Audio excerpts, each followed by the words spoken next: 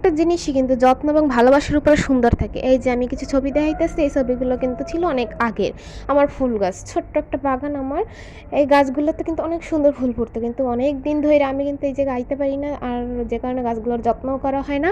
আজকে হঠাৎ আসলাম, আইয়া দেখি যে আমার গাছগুলোর পুরো বেহাল অবস্থা, শুকাইয়া রোদ্দুরে পুরো শুটকি দিয়ে গেছে।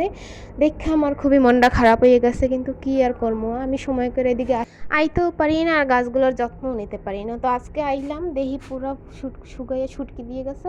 এরপর কি করবো, এরপরে আমি এগুলো দিয়া ঘাসগুলো যে শুকিয়ে গেছে ওগুলো সব পরিষ্কার করতে আসি একটু একটু কইরা।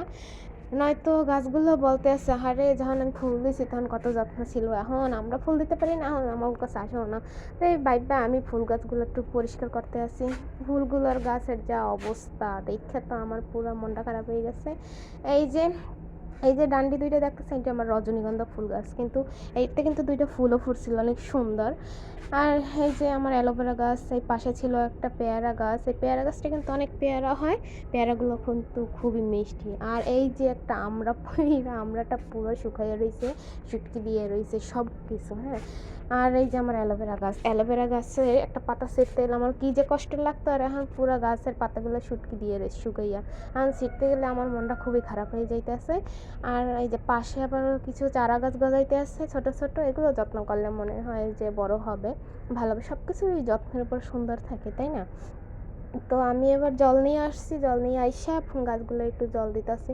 ওরা ভাবতেছে কতদিন পর প্রাণ ফিরে পাইলাম, আমরা একটু জল না পাইলে প্রাণটা ছটফট করে, আর গাছগুলো কতদিন ধরে জল পায় না। আমি এবার জল নিয়ে আসছি, জলগুলো দিয়া ওদের একটু জীবনটা বাঁচাই দিতেছি। তো এখন থেকে প্রতিদিনই জল দেবো, আর দেখি গাছগুলো আমার সুন্দর হয় কিনা আগের মতো।